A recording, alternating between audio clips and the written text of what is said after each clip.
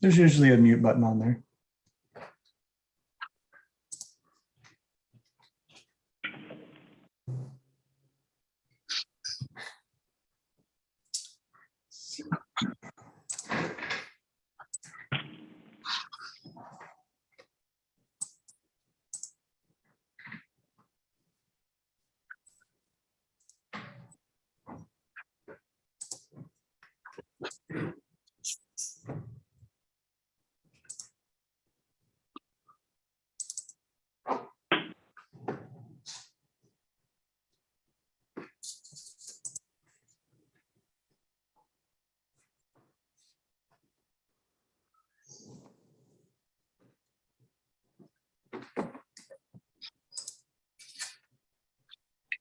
All right, I'm going to go ahead and share my screen. Is that all right?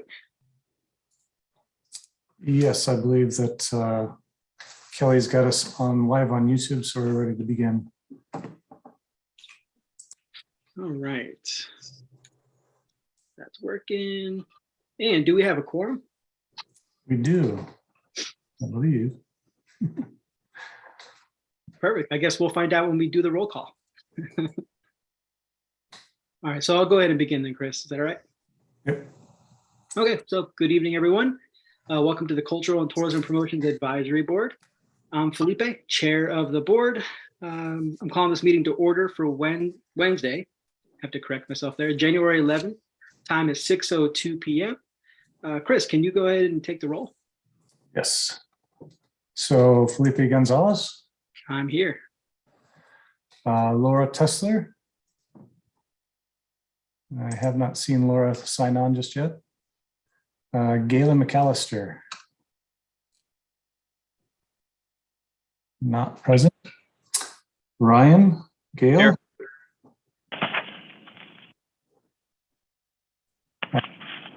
Omar Alvarado.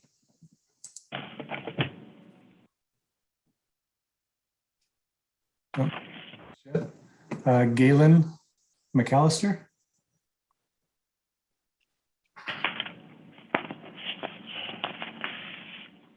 Galen, you on now? I am on. Thank you. Sorry, I'm late. Right. Wait. Let's see. Scott Snyder. Here. Carly Wright. Here. Jeffrey Tiffany.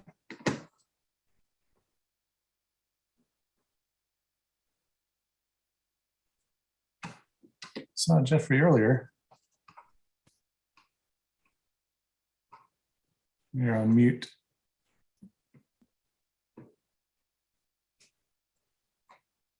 Omar has arrived. Omar. Uh-huh.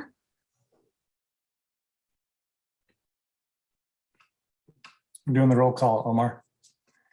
Okay, yeah, present. Sorry, my Zoom was not working. That's okay. And Laura Tessler. Present. All right. And the only one we haven't heard vocal was Jeff, but he says he's here in the chat, so good. Perfect. All right, thank you. So the first order of business here is the usual. It's approving today's agenda and last meeting's minutes. So I motion to approve the agenda and the minutes. Can I get a second? Second. Thank you. Is there any discussion regarding the agenda before we begin? All right, hearing none. All those in favor say aye. Aye. Aye. Aye. Aye. Aye. What's Any the, opposed? what's the second from Ryan? I'm sorry. Omar. Okay, thank you. Any opposed? All right, motion passes.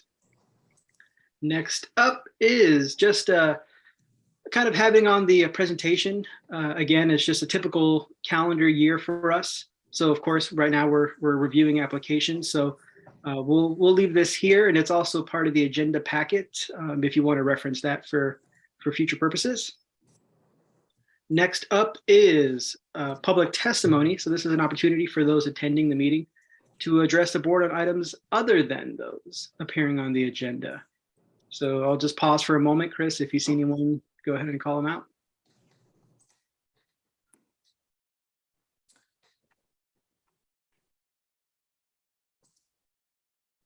All right, hearing none, moving on to the action items. Got a few items today. I kind of rearranged these, Chris, if that's all right with you. I figured it might be a good way to start with the conflict of interest, then the Salem Travel Salem annual report, and then finally reviewing applications. Is this an okay way to do it? I would probably do the conflict of interest right before you get into the review of the grants. And the conflict of interest tonight would be just on those grants being reviewed tonight. So we've already got the ones from last time for the facility operators and their the conflicts of interest there. So these would just be for the if the board members have any conflict of interest or potential conflict of interest with the applicants that are being reviewed tonight. Perfect. So then this is something that we would want to do every time we would be reviewing applications. It's just perfect. Okay. So just put it on the record. Put it on the record. I appreciate it. So in that case, then I think the first thing we have up here then is going to be the Travel Salem annual report. So Yes. it's going to be about 10 to 15 minutes. Oh, go ahead. I have a conflict this is Carly. I have a conflict with the Kaylee of the Valley Society. So putting that on the record. Okay, thank you. And there'll be another opportunity again. We'll bring it up again before we review the event applications. Perfect. So I think I'll turn over the floor here to Travel Salem to go ahead and give us the details here. Okay, good evening. Would I be able to share my screen? I have some slides I'd like to share with the group tonight. Yes, you should be able to do that. Okay.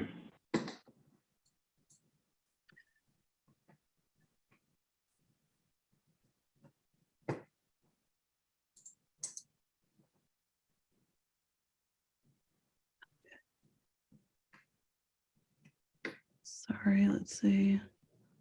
Ooh, we can see your screen. Okay, good. Good evening, Cultural Tourism Promotion Advisory Board folks. Happy to be here with you. Happy New Year. I'm going to do a brief overview of our 21-22 annual report. Happy to answer questions as I go through. You don't have to wait till the end. I'll just get right into it. So let's see. We have some key performance measurements that you might be familiar with. We talk about these every year. The first one is our estimated economic impact. And you can see here that the trend in the total trend was up significantly over prior years. In fact, 6% higher than pre-COVID numbers. So the highest numbers to date on record, which is very exciting. We had almost a 9% increase in spending. And here's a breakdown of sort of how those different categories shook out and the increases. You could see significant increases for the most part, all pluses, no matter what. And then these are just a couple of stats to pay attention to. We had about $191 million earned in wages, almost 7,000 jobs, and about $32.50 in returns of every $100 in visitor spending goes to employee earnings. Our next key performance measurement is TOT, and you can also see a record performance numbers there as well. Highest collections to date. And Salem accounts for about 72% of the total TOT that is collected in the Marion and Polk County regions. I will just mention briefly that this increase here that we're seeing is due to two factors. It's the combination of occupancy and rate. Rate actually is the highest ever on record. So those two factors were really driving the increases we saw last year. The third performance measurement is leverage, and these are donated products and services that we secure to leverage the cash that we receive. And it was about $2.8 million last year, primarily driven the 5% increase is driven by earned media and our leverage from Ironman. Let's talk for a second about destination experience, creating transformative experiences for visitors. We do that through our visitor information network. You can see that we served about 122,000 visitors last year. The visitor center was temporarily moved to the Grand Hotel where our headquarters building is being renovated, and that did impact, all the signage was pointing to our other location and such. So there were some decreases that we noticed there. But we did promote about 7,000 Salem area events last year. We worked with about 65 relocation inquiries, and it was a very robust year. On the development side, we'll talk briefly here about the work we did on the Willamette River Water Trail. And actually, we debuted some new kayak and boat lockers in the City of Independence, which we really hope will drive additional recreational visitation to the region. And then we partnered with the Amtrak to do a promotion on their website and got some good leverage out of that. Oregon Wine Month, I did want to mention this. We had a 32% higher reach in our efforts. We worked through Explore Polk County and our Great Oaks Food Trail. So some good work done there for the region. On the marketing side, we'll talk public relations for a minute. This is quite extraordinary what happened last year. You can see that in the last 2 years, a shift in terms of the value and the impressions, they flipped. Previously, it was the value was higher than the impressions, or at least on this grid. I mean, it's easy to see visually, right? But it flipped. And so we're still getting significant advertising value, equivalency, but the impressions are through the roof, and that's perfect. I mean, we really want to see that regardless of how much advertising equivalency that we're reaching more people. So about a 15% increase there. We hosted 11 writers and bloggers and published 12 articles. And we interacted with about 89 writers, editors, and bloggers. So a lot of activity on that side. Here's some highlights, and I wanted to highlight specifically what we were able to, some highlights for the Cultural Heritage Partners specifically. So under 7 Gorgeous Gardens to visit near Salem, Oregon, you can see that Deepwood and Gaiety Hollow and Bush's Pasture Rose Garden was mentioned in this content here. Value of $26,000 in that article, and 2.9 million impressions. Fine fresh art and vintage wines in Marion County. This was featuring Bush Barn Art Center, Elsinore, Hallie Ford, and Enlightened Theatrics, and that had about 1 million impressions with that coverage. 365 Atlanta Traveler, we featured 11 fantastic things to do in Salem, Oregon, and what do you find there? Gilbert House, Deepwood, Hallie Ford, the Oregon State Capitol, and Willamette Heritage Center. And then lastly, Foodista featured Salem, Oregon, a trio of parks and more. So we talked about Riverfront Carousel in this one here. So obviously this coverage that we secure, it's not guaranteed. We cannot force it to happen. The editors and publishers of these different channels have to find value in the content that we're pitching them, and then they will publish our stories on their different channels. On the social media side, significant year, we had some increases and some decreases. So on Instagram followers, we had an increase there, primarily because we had a deliberate intentional focus on posting video content, both on Facebook and using IG Reels. The decrease under social media engagements about down 46%. This is due to Facebook's change in page impression calculations. We also had vacancy in our social media position for about a quarter of the year. And then we had significant paid promotion campaigns that ran in 2021 that didn't run in 21-22. I'd also like to just mention in terms of blog views that we suspended the events blog during the first COVID resurgence of 21-22. So we did see a decrease there. We did publish 12 blogs, reaching about 131,000 page views. And we ran our first cover dog contest for our visitor guide and selected Kuma, who you see here, a Siberian Husky. We had 60 entries. It was a really fun way to engage with our community. Here's some social content highlights really quickly for you around cultural heritage assets. And you can see the wonderful diversity of what we have to offer here and how we showcased that for the different entities. I have a second page because there was just so much greatness going around. So you can see all the different content that we're pushing. These are probably pretty small on your screens, but the different ways that we tee up this content to create engagement. We did shoot and produce our own in-house content last year for about 50 plus regional businesses. And we did 29 short form videos and 2 long form videos. I'd like to show you one now, if you don't mind. Let's hit this and then I'll explain what you saw in a minute here.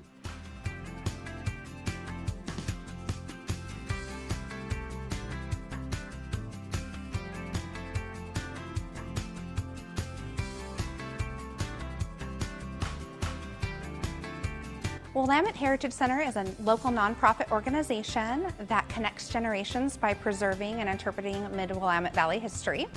Hi, my name is Megan Morris and I'm the Event Reservations Manager here at Willamette Heritage Center.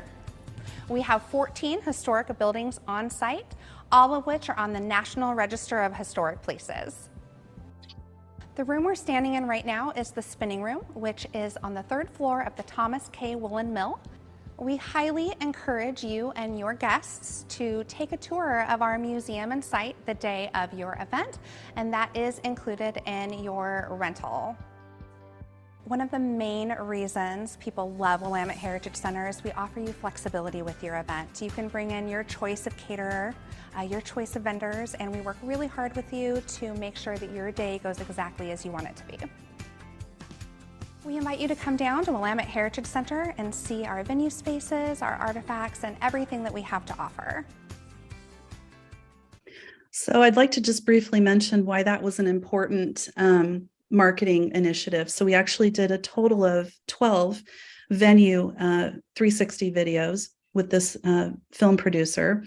To showcase the venues where we can host large group events here. So not only are we marketing the cultural heritage assets that we have in our community to the leisure side of the visitor industry, but we're also marketing our assets to our meetings side as well to encourage bookings of large groups in our wonderful facilities that we have. Oops, sorry, let me get past that. Really quickly on the online marketing side, in 21-22, we had about 308,000 user sessions. You can see the top web traffic locations and origins there. And we can also break that information out domestically as well. We are using 2 tracking systems and 2 data platforms right now to analyze our content that we are promoting and how its effectiveness basically in ROI. They're called Adara and Placer.ai.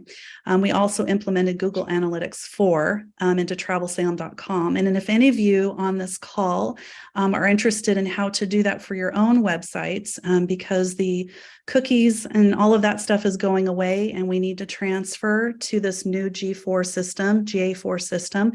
If you have any questions about how to do that, please contact us and we'd be happy to help you through that process. On our visitor guide side, we produce 120,000 of our visitor guides each year. We distribute them to more than 800 locations. And that's a proprietary distribution system that's been built really over decades. So it's a great way for us to make sure we get the content in the visitors' hands. On the advertising side, on the convention side at the top there in the green, you can see that we reached about 42,000 impressions. That might seem rather small, but those are meeting planners, and that's a much smaller pool of target audience that we're trying to reach there. So we marketed through the different venues the different channels you see here. On the leisure side, we reached about 56 million in our impressions and the work that we did there. We had about 556% growth in our leisure advertising impressions. On the convention side, just mention really quickly, we did a partnership with Small Market Meetings and we brought in a FAM tour. We hosted a FAM tour of 10 planners from across the country. We interviewed them and they applied and we interviewed them and we chose, and they came and visited our market here so that they could become familiar with Salem and our region and hopefully decide to host one of their meetings here. On the sports side, hosted Ironman, and we attended these trade shows over here. 21-22 was our first year of Ironman. I do have a very short video that I would love to share, just maybe 30 seconds of, because I know my time is running out.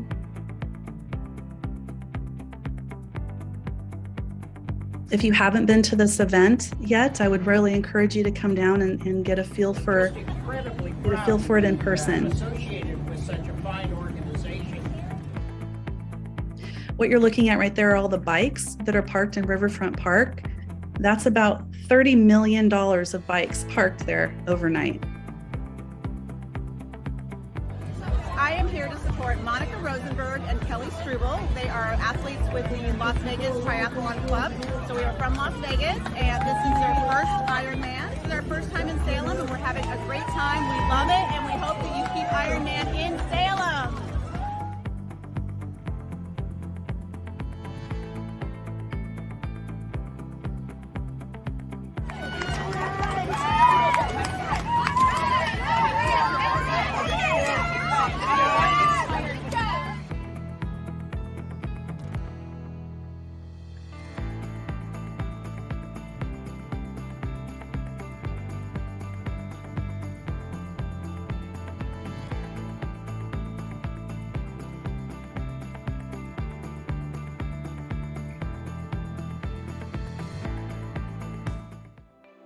I don't know if I can squeak this in, but this was the male winner of the Ironman race here in Salem. And this was the female winner for the Ironman race here in Salem. She was from Idaho. Anyway, I will move on and for sake of time, but I wanted to share that with you if you hadn't had a chance to personally experience that event. On terms of organizational optimization, really quickly, our revenues break out in this pie chart, as you see here. The majority of our funding comes from TOT and also from the STPA, but we have a very diverse source of revenue streams, also lottery funds that come from the counties. Our membership, which is now converted to an advertising program, we receive wine country license plate funding, and we also receive funding for a Polk County destination development position. On the expenditure side, you can see that the large majority of expenses go to programs. So there's only about 6% of our costs that it goes to overhead. And really quickly looking ahead, we're recruiting in commercial air service. We're really excited to let you know that on Monday night, the Salem City Council approved funding for terminal upgrades and operational staffing. So we are working towards a May launch with the carrier, and we're very excited about it. This photo here is we were at Takeoff Conference, and the gentleman on the left here is our consultant, Jack Penning, and we were meeting with Allegiant at that time. We are moving into our new building. We're preparing. This is the old building. This is the new building. And we're really excited to be able to leverage this new space for all kinds of events to showcase our destination in a different way. And Irene will be setting up a committee to work on how we showcase different exhibits and rotate exhibits through our visitor center. So we do hope a lot of the partners that are on this call today would be interested in showcasing their attractions in our visitor center. Lastly, we did partner with the city and do block parties last year.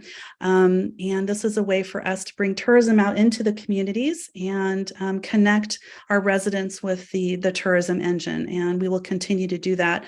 The city launched an intersection art campaign, and we partnered with them and produced some block parties. So thank you for your time today, and I'd be happy to answer any questions that you might have.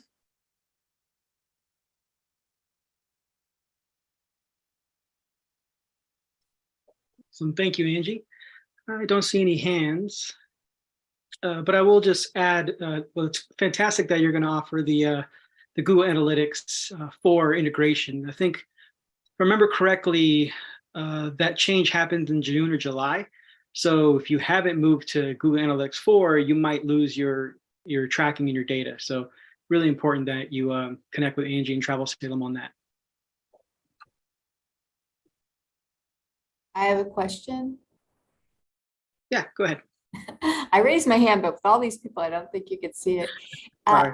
Hey, Angie, I quickly saw your pie chart and realized that you do get other funding besides just top revenues. What's your total budget for Travel Salem? It's currently roughly about 2.5 million with all of our revenue sources combined. Okay, thanks. Mm-hmm. Awesome. Any other questions? All right. Awesome job. Thank you. Thank you for having me. Have a good evening. You as well. All right. I'm going to share my screen again. All right, so we'll go ahead and we've already notated one conflict of interest. We'll go ahead and just offer it again. If there's any board members that have any conflicts of interest, please announce it now so we can put it on the record and keep everything organized and nice and neat. So I'll pause for a moment and go ahead and just speak up, raise your hand, and Chris, if you don't mind, just keeping an eye out there. I can only see my screen when I'm sharing. Yeah, we've got Carly already, so don't know if there's anybody else. This is Omar. The conflict interest with CAPASA's Leadership Institute event. Was there anything else besides CAPASA? The CAPASA's one. Yeah, that one. Just Okay. just that one. Just that one, okay.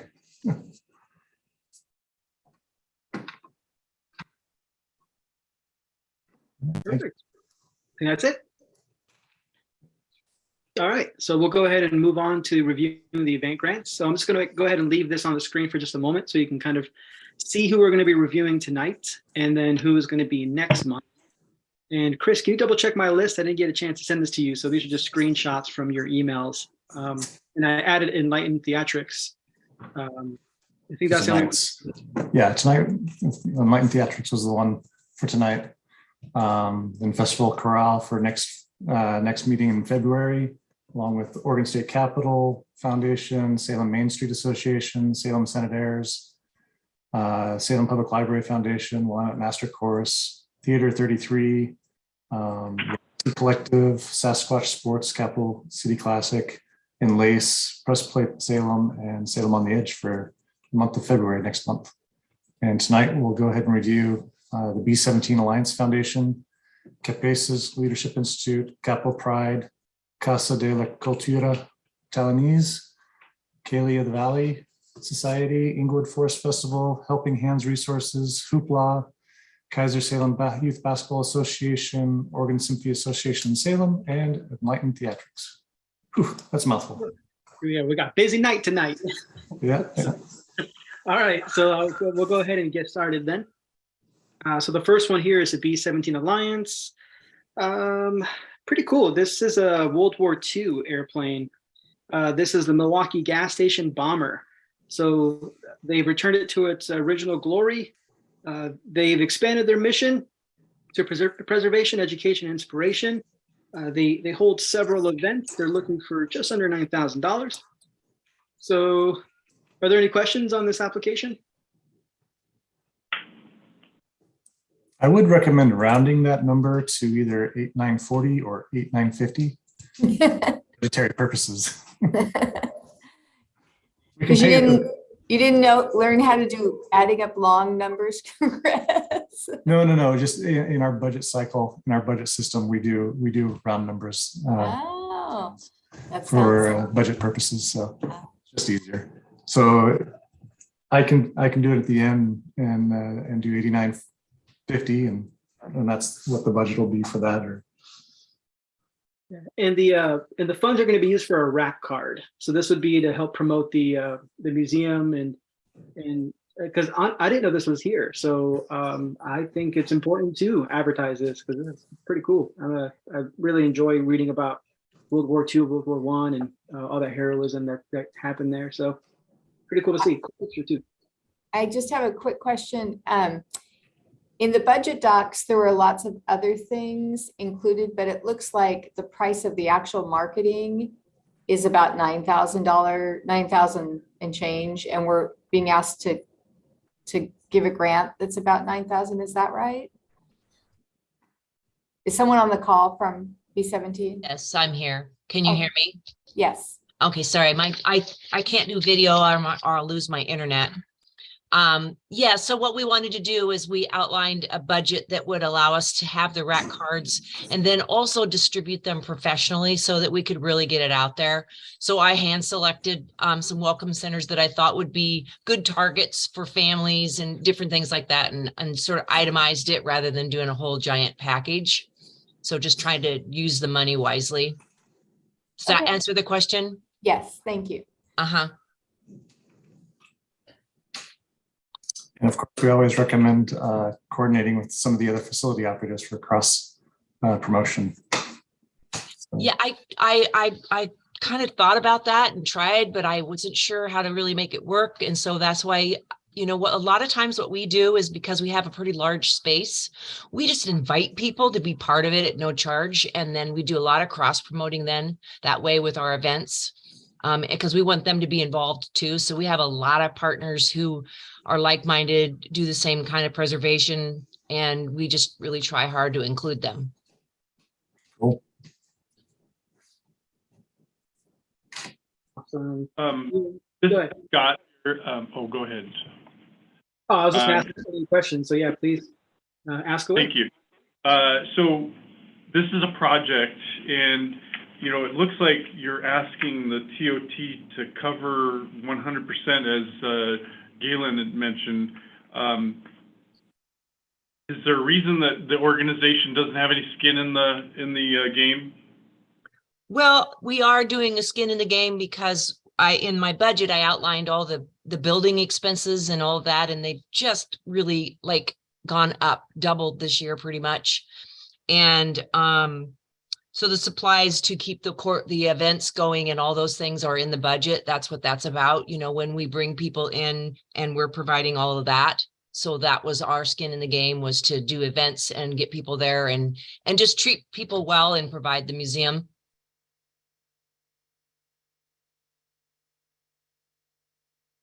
Does that answer your question? Yeah, and that would have happened with or without the rack cards, correct? Yeah, and our hope is that these rack cards are going to drive people to the museum, because like I said, people don't know we're there. Okay. And the only way it's getting out now is word of mouth and social media and things like that. Thank you. Uh-huh. I show Ryan with his hand up.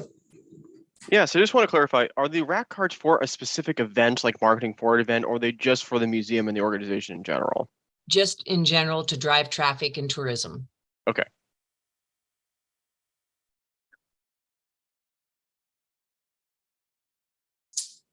Omar, his hand up. Hey, yeah, thank you for providing some information. I have a question on some of the goals here. I see that you selected enhancing quality of life. And I see on here on some of the outreach you want to do is with some different BIPOC communities, such as the Japanese American, Tuskegee, Native American, Romanian experiences in Japanese, right? Love that. I love that there's going to be diversity in that. Could you elaborate more on how that outreach would look like to these different communities, please?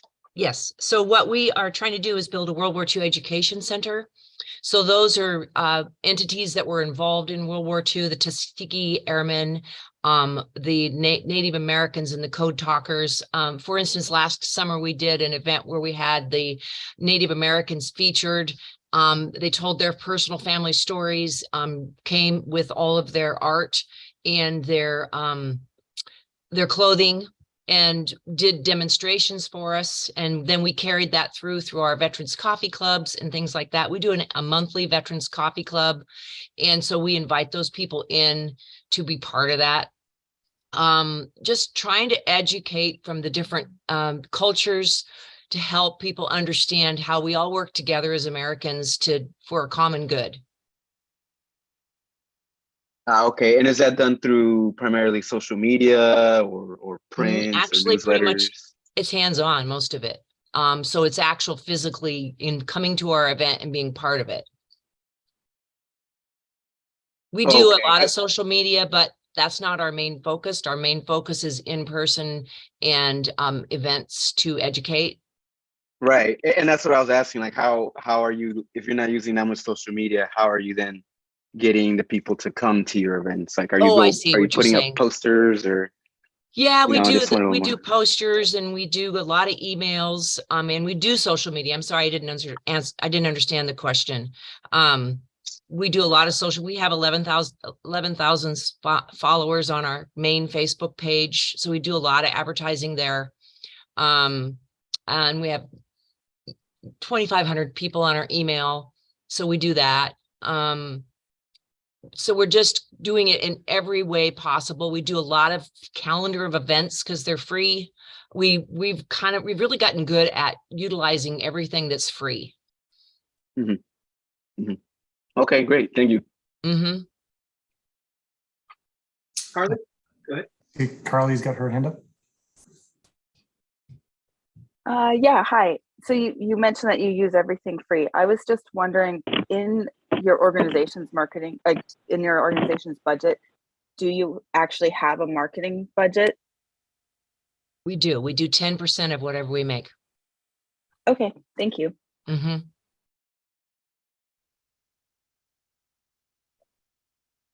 Awesome. Great questions. Scott, go ahead. Oh, Carly had her hand up first. I don't know. She just spoke. Oh, okay. So you're good, and then Ryan after Scott. Terry, so just are you partnering with like VFW, senior centers, different things like that to help get the word out? I mean, our greatest generation, those types of things. Yes. I'm sorry. I don't see you on my screen. Who am I talking to? This is Scott from the Grand. I don't have a camera on my computer. Okay. Yes, we do. And we have a really great relationship with the local VFWs on several levels and several different clubs. We do a lot of cross promoting with their uniform collections and things like that. And the Elks as well. These senior centers have been a little harder to tap into because they're, and they don't seem to have a way to really collaborate. I've tried on numerous occasions, but haven't been real successful with it. But a lot of different people like that. So we're open and trying to build those relationships, particularly with veteran-minded groups. Okay, thank you. Mm-hmm. Ryan, go ahead. Yeah, so in terms of your budget for this project, how many bids have you gotten from people willing to do or able to print like rack cards? Or is this like the best, vendor in terms of cost savings? Yeah, so I went out and looked at about 3 different people, and then honestly, I've been wanting to do this for so long, and it's been a real, finding a graphic designer who understands what it's supposed to look like has been really difficult. And so the guy that carries the, what are they called? The rack card company. I'm sure you know who they are. Certified Folders. The guy that owns all the certified folders. He has a person on staff that does it, and they actually had the best price. So that was one of the prices I kind of took an average of his and some of the graphic designers that I've used. Okay, thanks. Mm-hmm.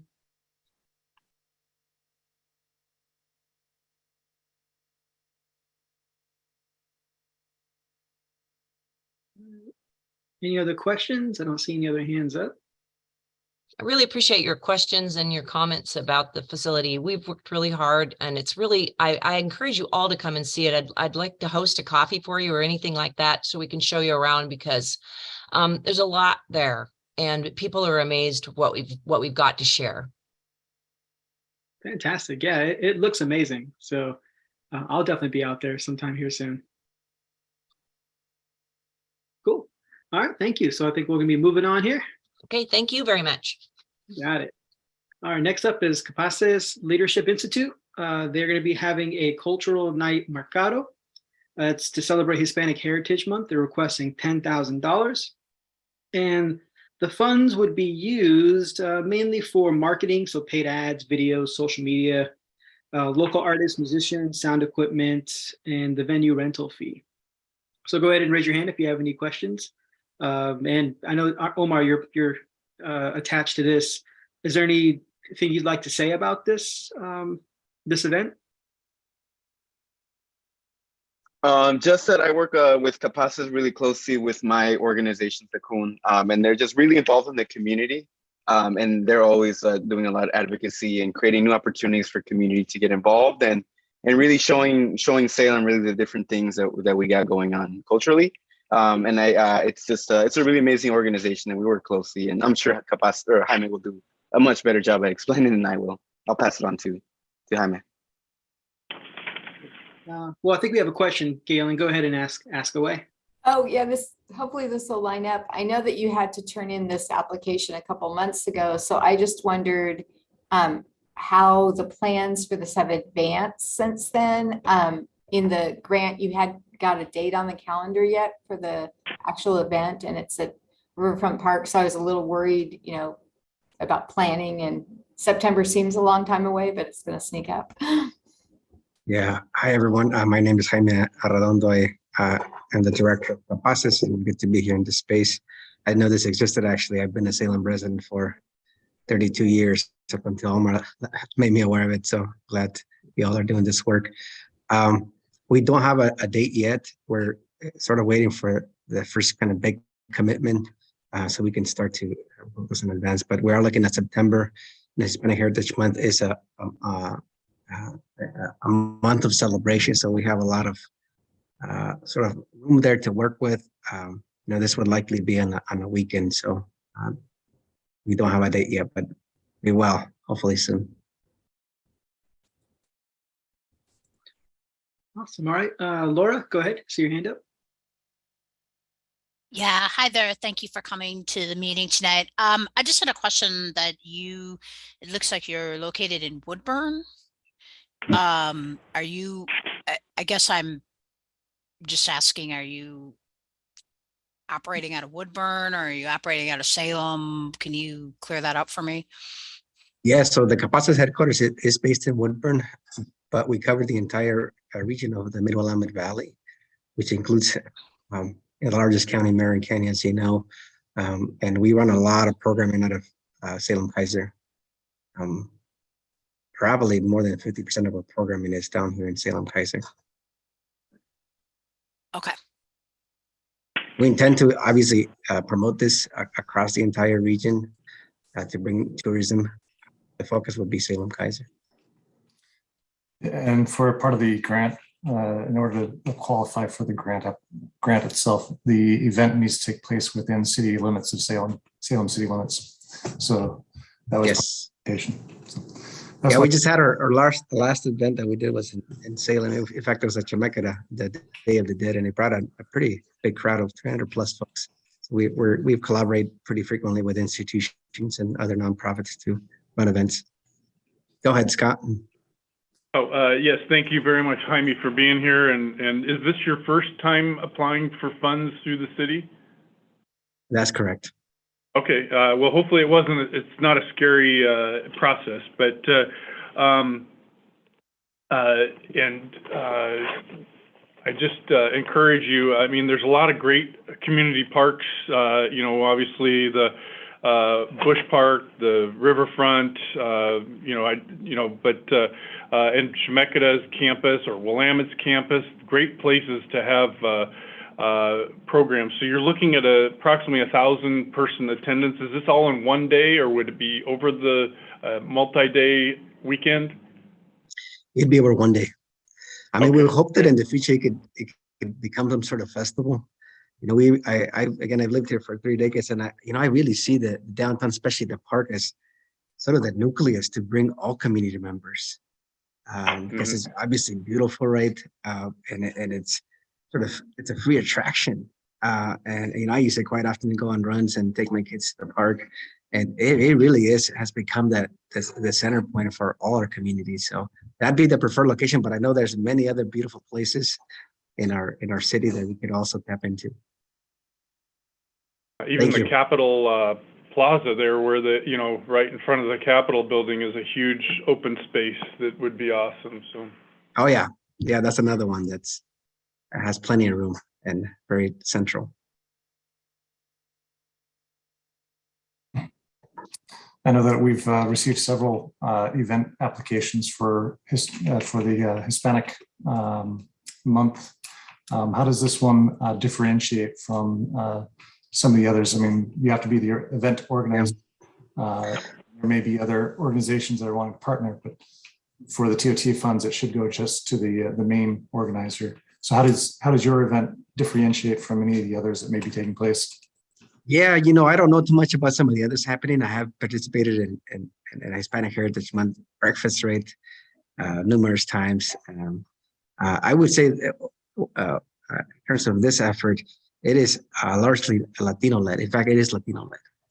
That doesn't mean it's like for the Latino community specifically, like the culture belongs to everyone. Everyone should have access to it. It's a community builder.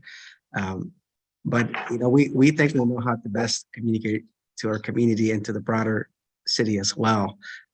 So we have a committee, right, that's composed of different CBOs that serve our city of Salem. We have great partnership with institutions, like Chemeketa, like Western University, and others that we can also tap into to promote this, and that's small business community as well. So, but we know there are others, happening, and I think that when it comes to culture events, I think the more the better. Yep, definitely. Thank you. Great questions. Any other questions before we move on?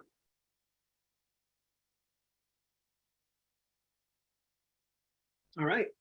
I'll just, go ahead. if I could add just one last thing, Felipe, I think, our community, in terms of arts and culture, has been something that's been challenging at times to surface, right? Because of the migration and the adaptation is usually become a secondary and third priority. Trying to adapt, right, and integrate the community. But I really believe it's coming on strong. And it's a good thing for all of us because, we know that this brings folks together. So I think we're going to see a lot more of this. And it's exciting that you have this space here in this committee that's supporting it. But it's a gift that keeps on giving. So thanks for the opportunity. Awesome. Yeah, thanks for being here. Appreciate it. All right. Next up is Pride in the Park, looking for 10,000. They've been doing this event or many events here for over 2 decades. These funds would mainly be used for 3 areas: for the event space reservation, marketing, advertising, and to pay for entertainers. Yeah, it might be more than 3, but yeah. Any questions for Capital Pride? Galen? Similar to my question for Capaces, I know you had to turn these applications in a few months back, and at that time there wasn't a finalized date. Has the planning moved on since then? Yes, and I'd like to apologize. I am recovering from strep right now, so my voice is very out of it. But and I don't have my camera on for the same reason. But yes, so just I think about 2 weeks ago, we submitted our final paperwork with the park staff to reserve the 26th of August. And that'll coincide with working with movies in the park to put on a family-friendly queer movie the night before. So it'll kind of be a kickoff event for us. We're still working with them on picking a title that will be suitable, but they're happy to partner with us. But yes, so our event would be on August 26th, which is a Saturday, and it would run from 10 a.m. to 6 p.m. Great, thank you. All right, I think Scott might have been first with his hand up. Go ahead, Scott. Yes. Now, we provided financial support last year. Was that our first year as the Culture Promotion Tourism Advisory Board providing financial sponsorship? Yes. In the past. Oh, sorry. Go ahead. Sorry. And obviously, last year was a little weird because, part COVID, released COVID. I mean, the summer was great. How was your actual numbers compared to your goals last year? It ended up being phenomenal. So one of our goals was to have increased, the goal we had submitted was to help our local vendors sell more products and increase their revenue, which is very hard to calculate. But we ended up, one of the markers for that was that in our previous year's event, we had 41 partners who had booths or tables at our event. And those were both vendors and nonprofits and those sorts of things. And this last year we had 144, which is three times as large as we've ever been. This is our largest event ever. And we had anticipated between 4,000 and 5,000 members of the public. And we staffed the event with volunteers at some of the entrances to the park, but we were a little short-staffed, so we couldn't do it all the entrances at all time. But just and what we were able to track was over 6,000 visitors to the park that day. So we were highly excited and impressed by that number. We think it was probably closer to 7,000 on what we couldn't track, but yes, we were blown away with how much growth we saw last year. And I presume you're using the Riverfront Park with the movie in the park. Is that accurate? Yes, yeah, it will be in Riverfront Using Park the again. amphitheater and all that as well, or? This last year, we did not use the new amphitheater. We weren't prepared for that, but this next year we do intend on using the new amphitheater. Exciting, excellent. Fantastic. Laura, go ahead. Thank you. So I can't look at your budget document. I apologize to you for that. I mean, I can't see the sums on here. Are you asking for money to rent the amphitheater or use Riverfront Park? That is a portion of it, yes. So, I mean, all in all, in our budget document, we do outline everything, including our rentals for like tables and chairs, our security and things. And if we were to take out the reservation of the park, we would still go well above $10,000, and that need would still be there. But that is, I didn't want to put, oh, we're going to request money for all these $200 here and $400 here. And I wanted to summarize it as best as I could. Okay, I'm just, this is not your fault. This is, I don't know why I can't see the amounts in your budget. I just want to note this to the rest of the TOT board. We subsidize the amphitheater already. And so it seems kind of odd that people are paying to use the amphitheater and we subsidize it already. So are we robbing Peter to pay Paul here? Or, you know, just kind of let's make a mental note of that and maybe discuss that later, because that just seems odd to me. I just want to flag that. That just seems odd that people would pay into something that we already subsidize. So that just is odd. And this has nothing to do with you really, occupant. Yeah. It's just a note for the rest of the board so we can discuss that later. I also have another question for you. Are you also the same organization that does the festival that was downtown? No, so that was a new group of individuals comprised mostly of downtown businesses, and they were put together pretty quickly last year. And I didn't. They did reach out to us, but we did not work with them last year. We talked to them. They gave us a table at their event, but we were not part of that event's planning process at all.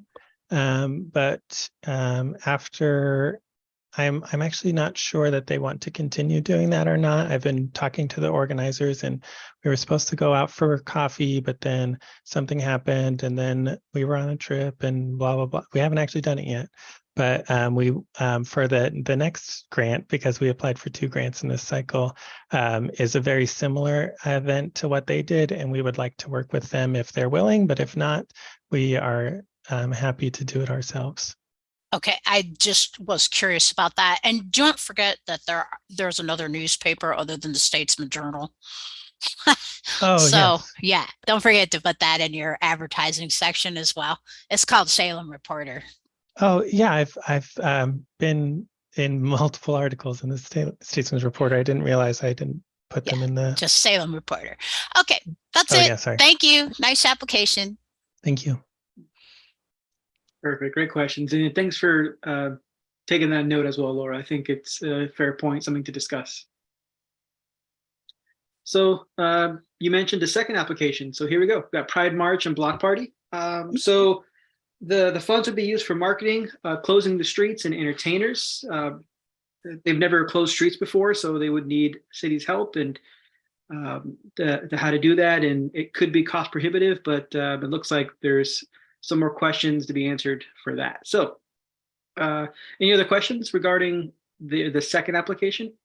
Ryan, go ahead. So this is just a point of clarification for Chris and City of Salem. So can organizations apply for 2 grants within the same cycle? I just want some additional clarification. Yes, organizations that are putting on events can apply for 2 events to put on. Just like facility operators can apply for 3 grants, 1 for facility operator, and then they can choose to either do 2 events or they can choose to do an event and a capital improvement project. Okay, just want to clarify. Thanks. Yep. Perfect. Any other questions? I'll just pause for a moment, let you gather your thoughts.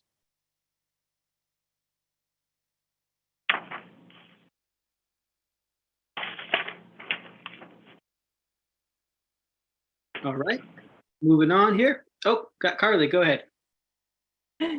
Sorry, last minute. I know this grant is because of the way the year falls. It's for June 2024.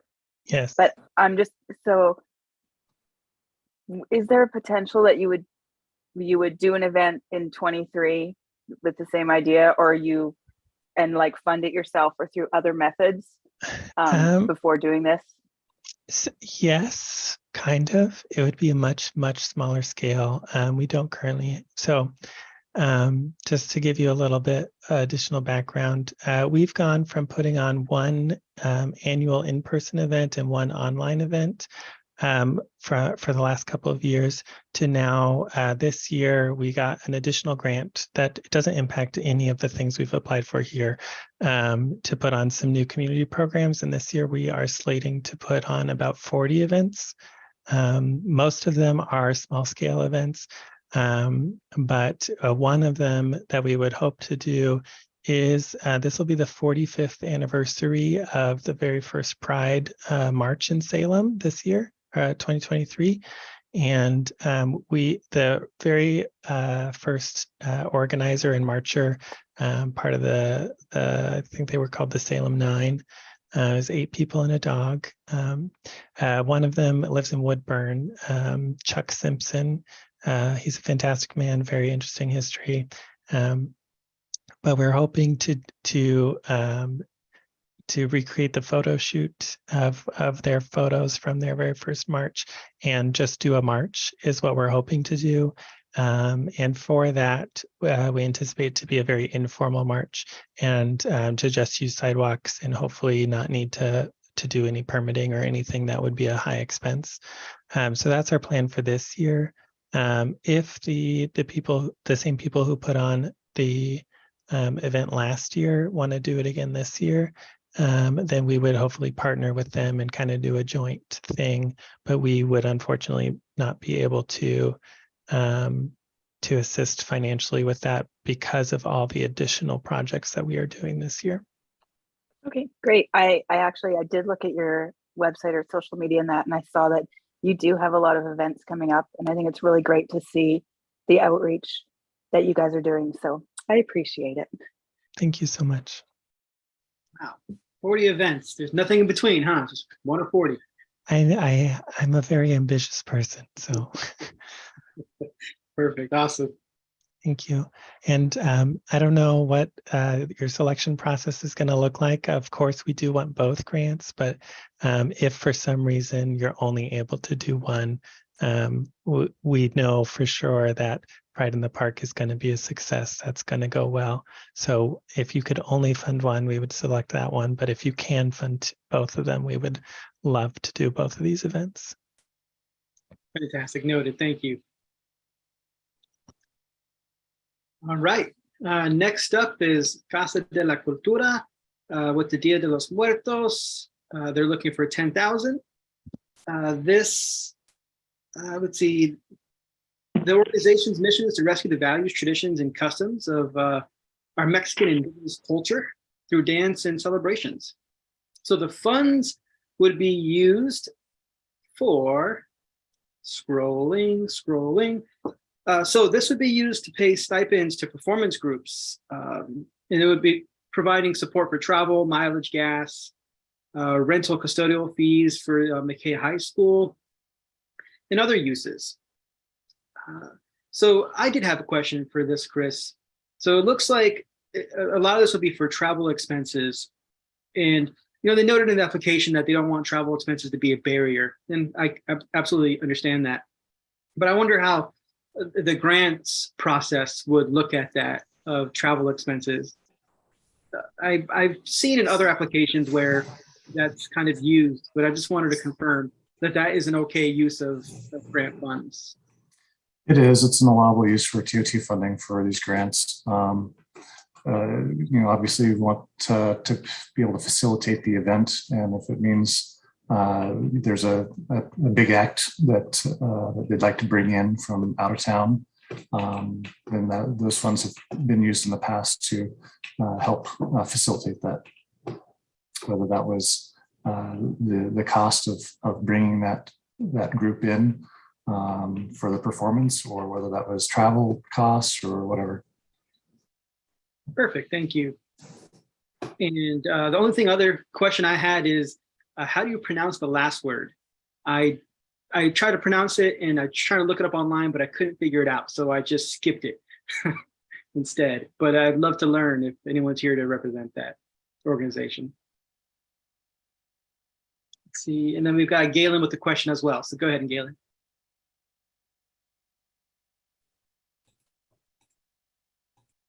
Is there anyone here from Casa de la Cultura Leonese? You're braver than I. Give it a shot. We might not have anybody here. Oh, I thought their application actually was written very well, and I liked how they listed both their sponsors and their in-kind sponsors. That was really helpful to see.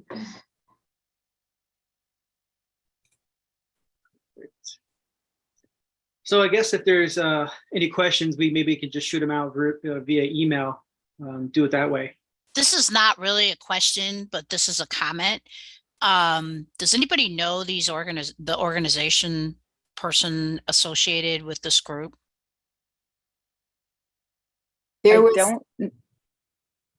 don't know them, but I know their affiliation, like they've performed at World Beat before. Does anybody know the ED?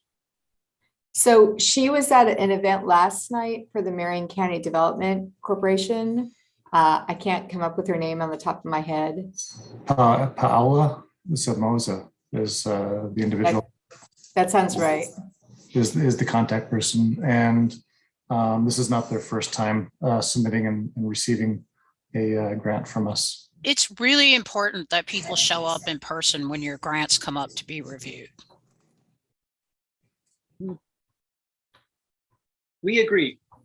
And I'll just make that comment, and that's all I have to say.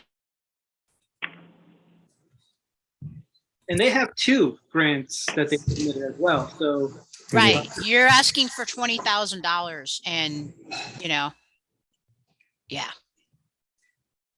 And we sent out the agenda and email to everyone else out on Thursday last week. So I would suggest that we set these grants aside, and maybe the person might want to show up next week so that we can, review them.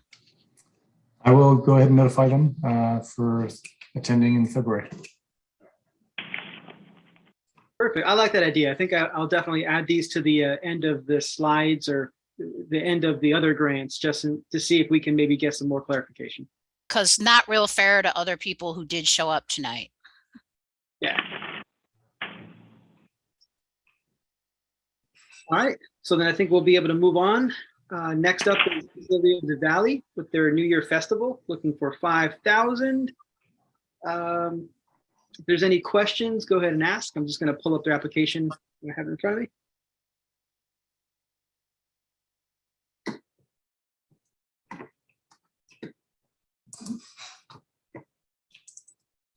And the funds would be used for marketing, outreach, entertainment, and venue costs. That is correct. This is Beth from Kaylee of the Valley speaking. Hey, Beth. I'm here on camera now. We appreciate it. Yeah, any questions for Beth? I have a question. Have you noticed over time that your attendance is, I mean, and just throw COVID out the window, obviously, but have you noticed that your attendance is going up? And have you felt the need that you're outgrowing your facility, or could you have more people come, or are you saying the same old people, or could you, I mean, I'm just curious. It's a very good question. As you might guess, we had a completely virtual event in 2020, and in 2021 it was part virtual, part in person in smaller venues.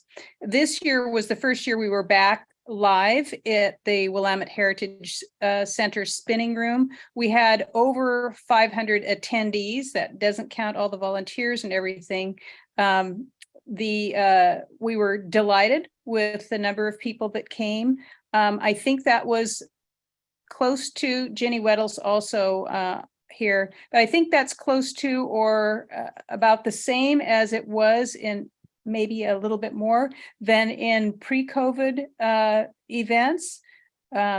We ran out of soups, for example, so we know that the people who came engaged in many of the activities that we had there because things we ran out. So there's still a little bit room for more attendees, but not too many more because we have public dancing and concerts and things that eventually we would outgrow that and maybe have to consider a second day. At this point, no, that's not part of what we're thinking of.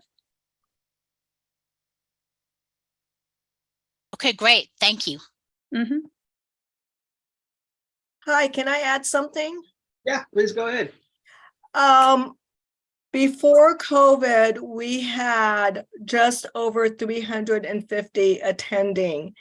And we did notice this year that we had a lot more families and a lot more kids. And we had also people coming in quite fairly large groups of people coming in towards even the end of the festival day.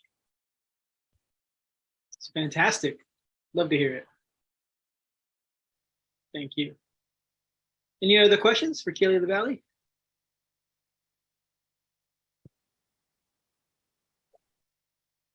Thank you for considering our grant request. You got it. Thanks for joining us, Beth. Mm-hmm. All right, moving on. We got Inglewood Forest Festival, which is, they're in their 5th year, looking for $3,600. The funds would be used for insurance for the event, porta potties, water, city fees, performance fees, marketing, and other materials and video and staff. So, any questions? I took that picture. You snipped that off the thing. Maybe. It's a good picture. I like it. Yeah, thank you.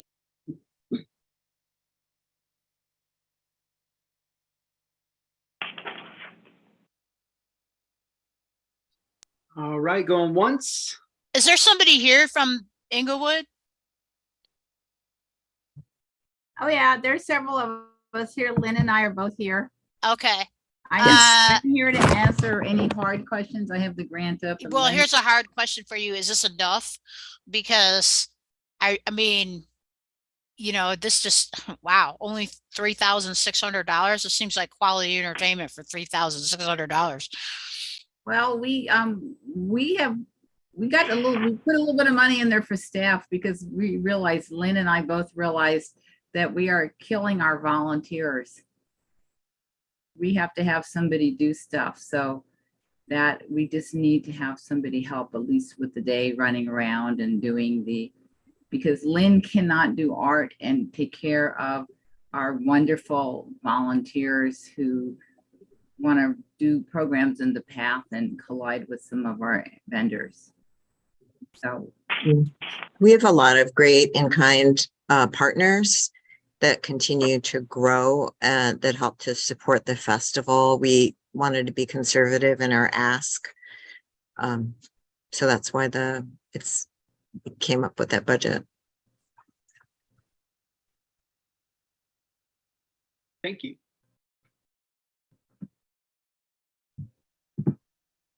Any other questions? I almost had to declare my conflict on this because I'm a neighbor of Wood Park, and it is a great event, and I am so impressed on what they've done with so little resources, but they've used their people resources really well. So kudos for that. Yeah, I have to say, I was the board president of Salem Art Association, and I went last year, and I have to say, I came away with so many great ideas for the art fair, and you guys just really set the standard for a lot of new thinking that we needed to do. So I was really, really, really impressed with this festival. And I think that anybody who's putting together an event should probably talk to these people, because the way that they organize things and the way that they make use of their volunteers and pulled this off was really amazing to me. So they really, really did a good job. So that's why I'm asking them, is this enough money? Because the scale of this and the attendance level was mind blowing. I mean, it was really, really a good community-based festival. I was very impressed. Thank you. thank you. We work on it at least 8 months out of the year. Yeah, it's a labor of love and it's a lot of work, but the goal is to really make that beautiful park and just enhance our neighborhood so that we could make everybody a lot of money. And that's what we did last time. Not a lot of money, but more money than they'd make otherwise. Well, we increase the diversity of the festival. We continue to have more and more people that want to partner with us. Kelly Williams Brown said she would help us this year. She lives right across from the park. Sarah Roars does all of our PR for free. We have somebody from World Beat that helps us with entertainment. 2 new people signed on that performed for the festival that want to help us manage things. We have an author who's going to be promoting kind of our new author's corner. And that's all, why we're able to do so much. So. And I don't know how you sweet talk what's his name into coming there and performing, but somebody's sweet talked him into coming there and giving you a good deal. Ty. Oh, he's yeah, awesome. Ty. Yeah, he's awesome. And he came and performed, and I'm sure you had a big crowd come and watch him because he's excellent. So somebody probably sweet talked him into giving you a deal or coming for free. So good job there. Yeah, it's he likes playing in the forest. It's a different vibe for him. So, yeah. Awesome. That's high praise. So fantastic work. It's hard to believe because I remember when I first moved here, this festival was just starting. 5 years ago. So pretty incredible to see it just continue to grow. Thank you. All right. No, if there's no other questions, we'll move on. Pause for a moment. I'm going to scroll real slow. All right. So next up is Enlightened Theatrics with their 2023 winter musical, looking for $10,000, which would be used for roughly 40% of the payroll budget. For seasonal local artists and reflects a 15% increase. Oh, Leslie Polson. From the 2022 budget. Calling Leslie Polson mobile. Oh, you're still. Nope, Your speaker's on, somebody. You got it. While you're talking to Siri. All right. So yes. So any questions for Enlightened Theatrics? I have a question. I'm kind of curious how is your attendance coming along? Are you seeing your attendance levels come up? I'm kind of impressed by the quality of your shows over time, and I'm just wondering, are you seeing your house? Are you seeing your houses getting sold out? Are you seeing your crowds coming up? I mean, what are you seeing? Yes, that's a great question, Laura. Hi, Jessica Peterson.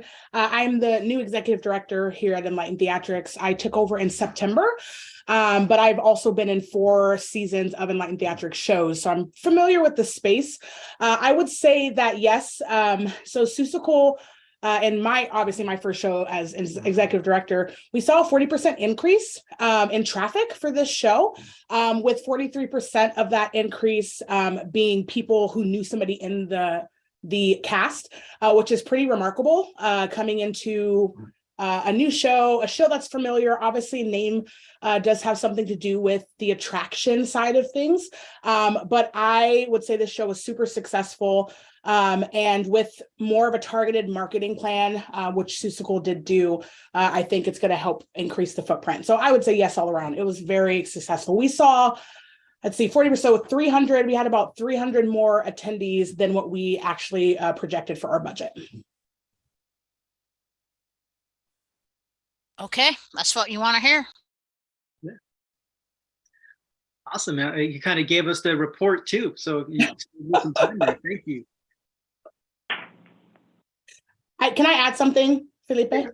Please, I wanted to add, because on my grant application, I said 40% of the payroll budget. I do want to also state that that was just a portion. Our budget is actually about $76,000. So this grant would be about 13.6% of my overall production expenses and payroll. I just had mentioned the payroll piece of it because of the draw that I have some other actors from Portland area that audition that are also drawing people into the Salem area. So that's one reason why I focused on that specific number.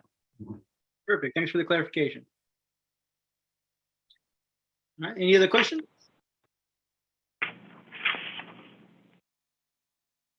All right. Moving on here. So we've got Helping Hands with Quiltopia looking for $2,000. These funds would be used to offset the cost of the rental space at the Willamette Heritage Center. So are there any questions?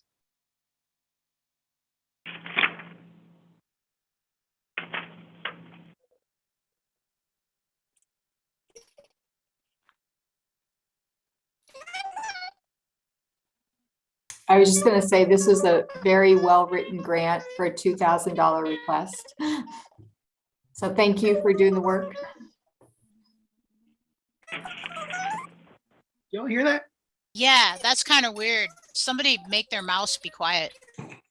That's Corinne. Corinne from Helping Hands. We can't quite understand what she's saying. Oh, there's something wrong with her microphone. With her audio, yeah. Oh, I thought it was like someone rewinding a VCR or something. That's really bizarre. Yeah. Sorry, we can't hear you. But I am going to give Felipe a small amount of heat about giving this person credit for their photo and not giving me credit. What's your name on it? Yeah, go ahead. Go ahead, Scott. I just want to share my appreciation for what the Utopia does. We've had the opportunity of having their entries as well as staff and board member prepared quilts displayed in our lobby.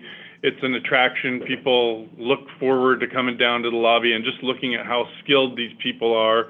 And it's very impressive. They pick a theme, it's adjudicated, and there's a lot of significant pride in what they do. So, that isn't related, completely what this does, but it is quite impressive, the workmanship that goes into their craft.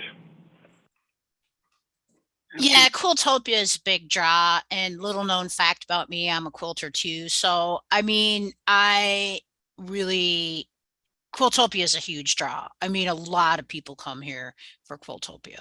And the one thing that would be is always kind of in the back of my mind is if there is somebody here from Quiltopia, and I kind of have mentioned this before, but it would be really interesting to explore more, kind of sometime think about work with Salem Art, work with maybe an organization, Black Pioneers or somebody like that, and maybe put on something emphasizing diversity in quilting, or, some just maybe branch out a little bit sometime, or do something where you work with some diversity in the quilting area, because it exists, it's there.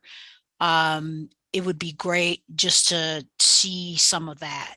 The Quilters of Gee's Bend, that was a huge traveling display that many people went to go see. Just throwing it out there for you. It just would be interesting and just kind of expand people's mindset. Awesome. Yeah, thanks for those comments.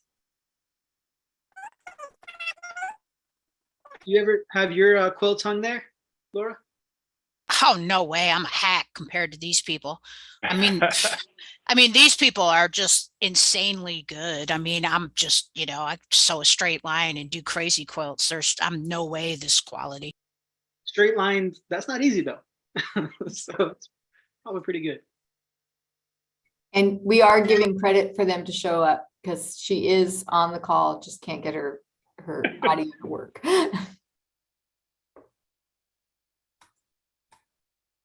Perfect. All right. And I think we Chat is available if you want to try chatting through the chat box on it.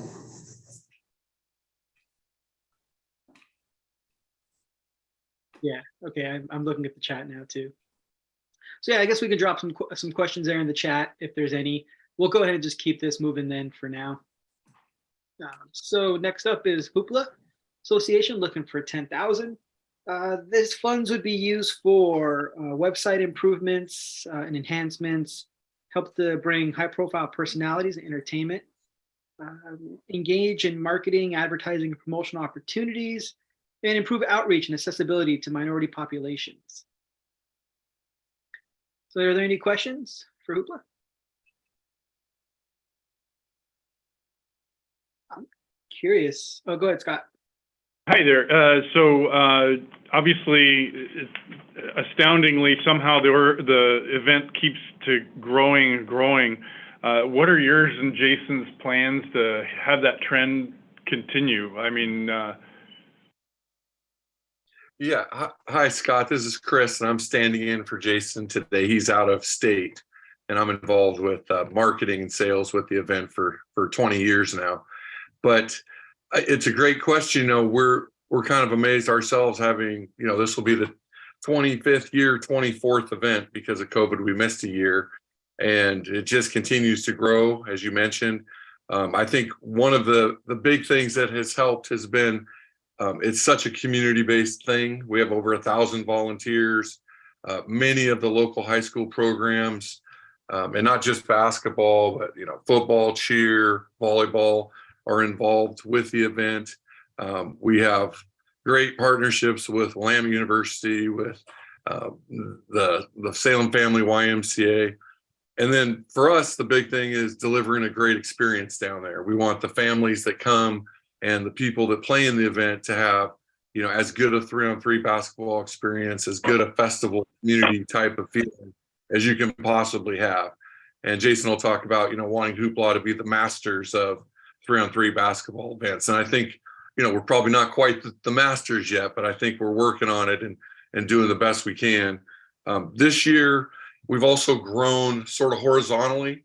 When the event first started, it was a weekend event, Saturday and Sunday, but over time we've added a 2-on-2 event on Friday.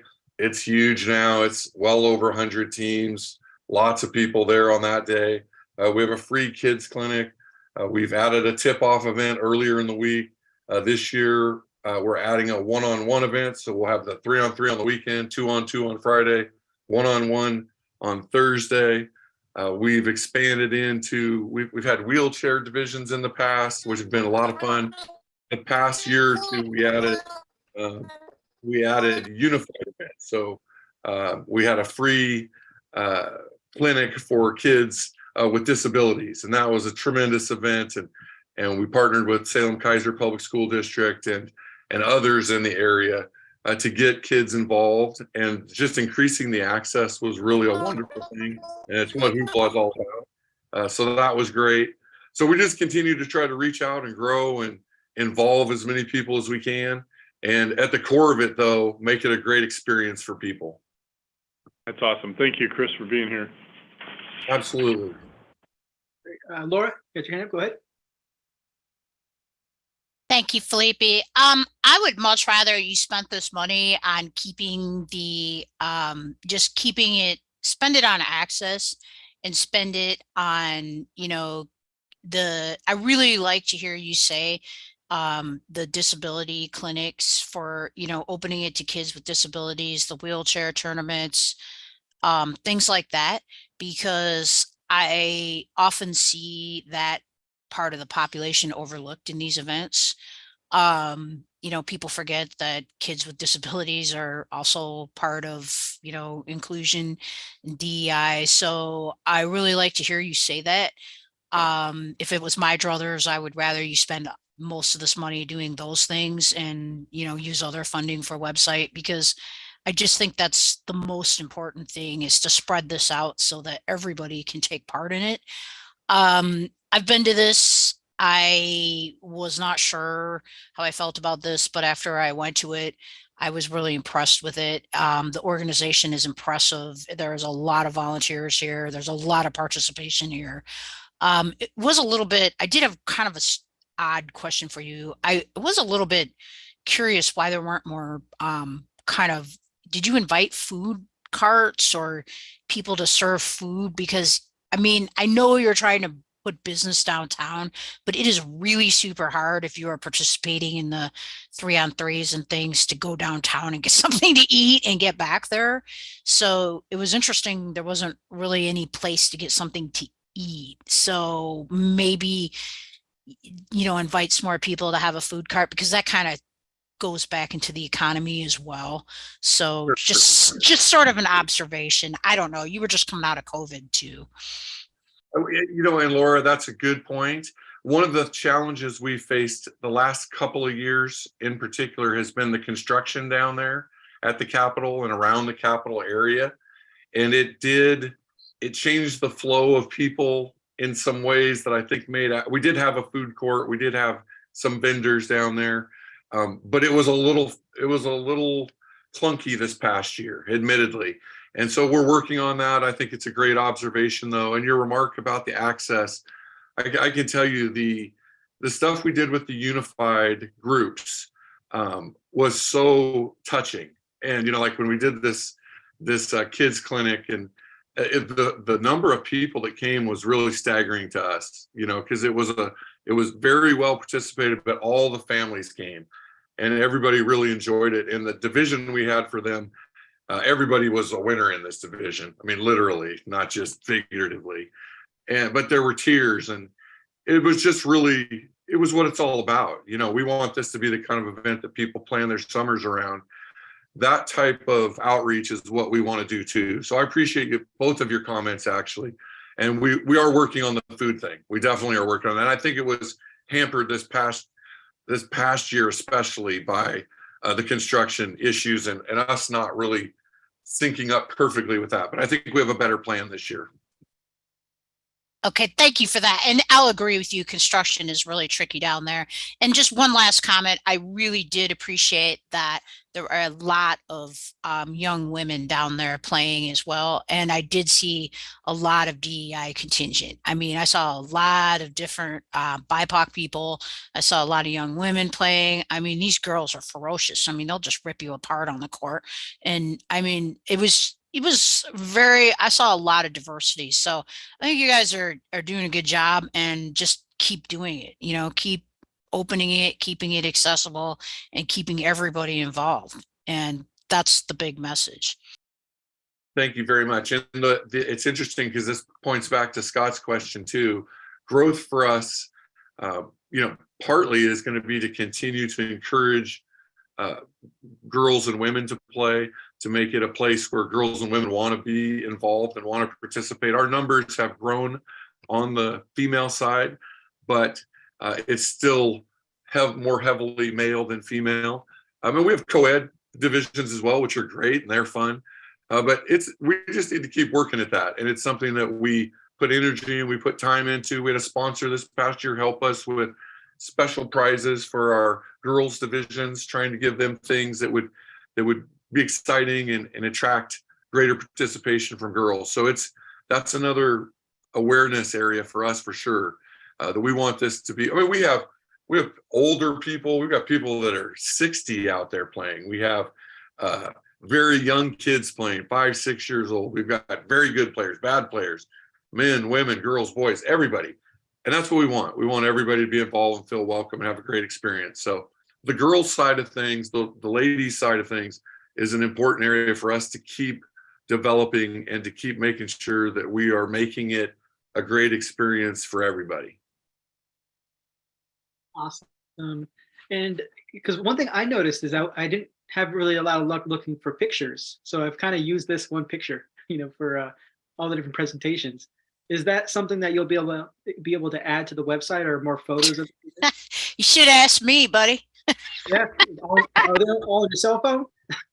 But we have a ton in our Instagram. If you go to our Instagram account, you'll probably see tons of great shots to kind of capture the essence and the community feel and the diversity and everything that is Hoopla.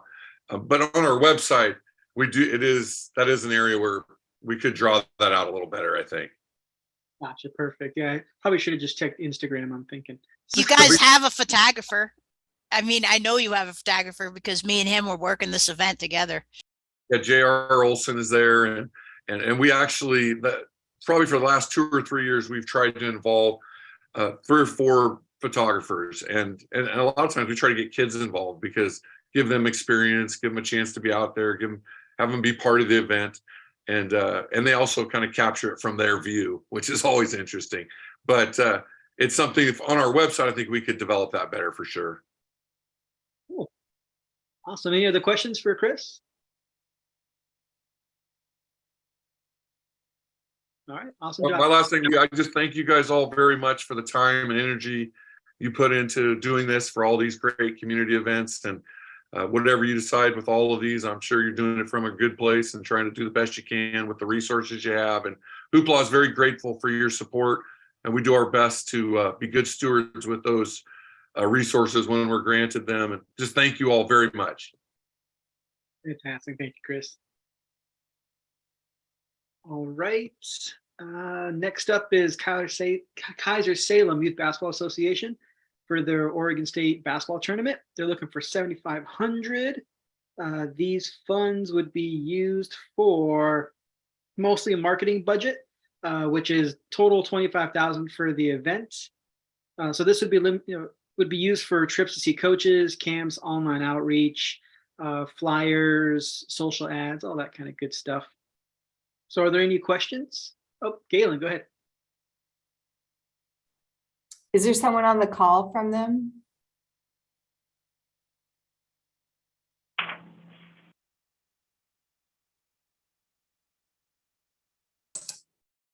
I'm not seeing anybody from the Kaiser Salem Youth Basketball Association. No. Next grant. Yep, my question was just going to be around their budget. They have $523,000 in revenue and they're only spending $295,000. So I wonder why they're asking us for money if they're running such a surplus. Right. And I had some other questions too. So I would suggest we shelf this one until somebody can come. Yeah, I'll do the same as the other applications. I'll just kind of tack them on to the February meeting. All right, moving on then. We've got the Oregon Symphony Association for the 23-24 concert series, looking for $7,500. Any questions on this application?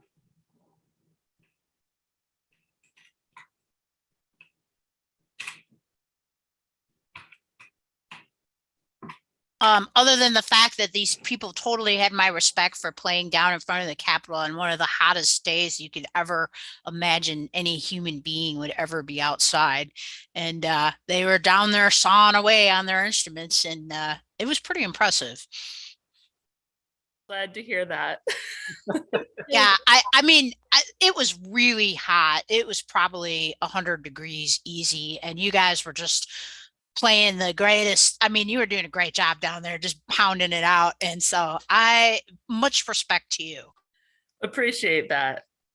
We all wearing suits and everything? Dress blacks, yeah. Performance is typically in black. So it was a warm day. Yep. They were dressed up and they were playing their instruments and they were getting it done. They're troopers. Music don't stop. That's right. Perfect. So the funds will be used to cover artist fees, which is the major cost of the projects. Scott, go ahead. You got a question? I was just this is one event or multiple events, Courtney? This is it's I guess technically multiple events. It's a 6-concert series over several months. Yep. I don't know. Did you apply for anything last year and I'm just blanking it out, or? 2 years ago we did. All right. Yeah. Yep. That's why. Okay. All right. Very good. Yeah. I've had the opportunity of attending a couple times. My daughter does cello and it's a great dad-daughter date night. So wonderful.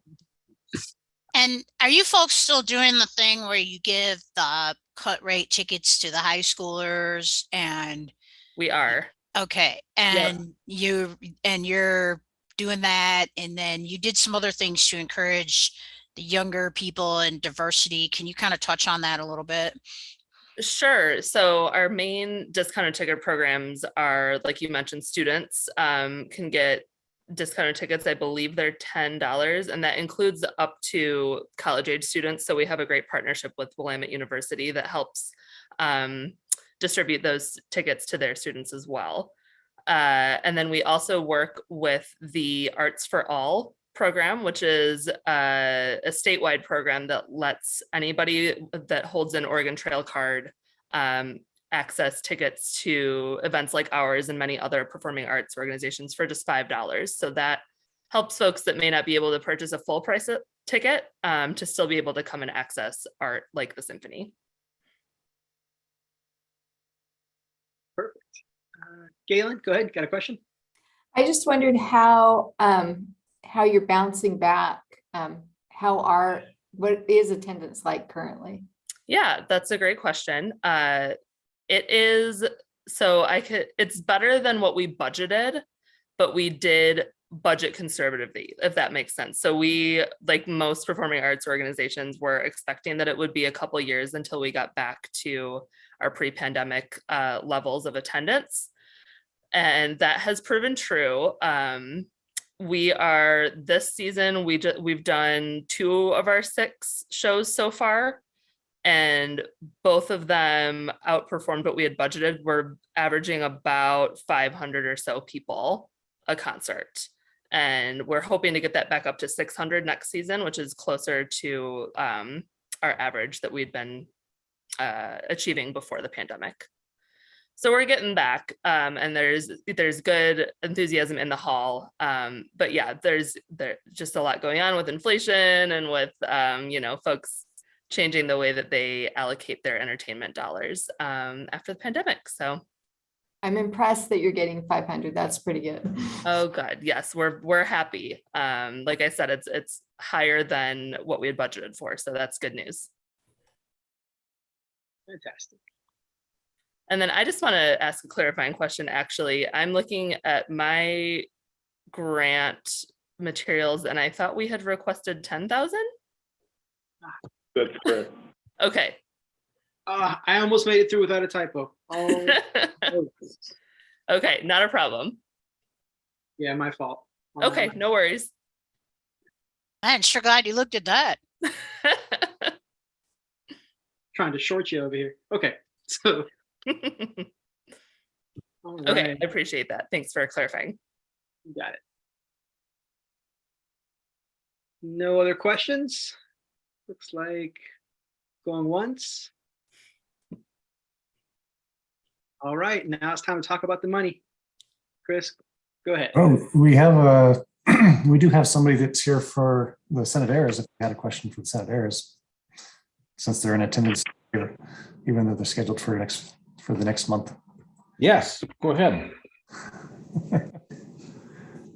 Are you not going to come next month? No, Well, I'm we going to got- be, I'm going to be here next month. Yes. Gotcha. And which application is this for? It's for the Senate heirs, Salem Senate heirs.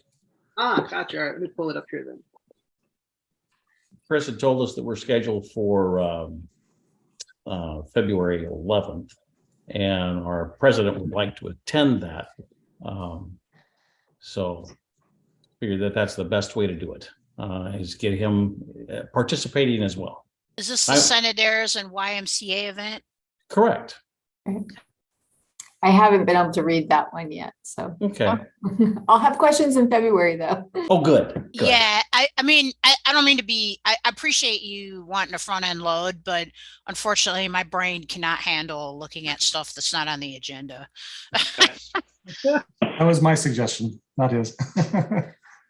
Yeah, no, I just want to, I'm new at this. And so I asked Chris if I could just sit in and listen and see how it works, because I've never been a part of the process. Ah, perfect. Well, welcome. We're glad you're here. And yeah, this is I think it was a good idea to attend this and kind of see some of the questions that you might be asked. So yes, yeah, yes. I also wasn't able to read the application yet. I'm just keeping up here with what's on the agenda as well. Yeah, looking at the agenda, you had a full slate tonight. We did. Yeah, it's fun. It's good stuff though. All right, so we'll go ahead and move on with the Cultural Tourism Fund assessment for the month of December. So we're now 6 months through the year with 5 months worth of funding. So we're actually doing a little bit better than what we were this time, same time last year.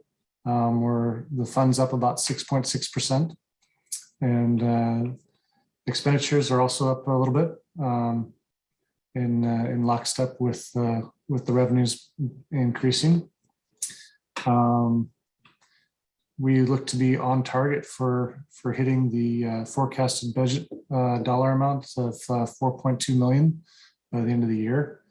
If everything goes similar to last year or slightly above, it could be a little bit higher than that as far as revenues are concerned. The budget expenses are what they are. So everything seems to be going well for now. We're not sure exactly how the recession or possible recession will be hitting us in the next 6 months, but and we do see a small slowdown in the traveling forecast, but we're not sure how that'll impact. Gas prices have gone back down, so that is one barrier that's eased a little bit. But going forward, we'll see how the rest of it with inflation goes. And I'll just leave this up here for you all to take a look at.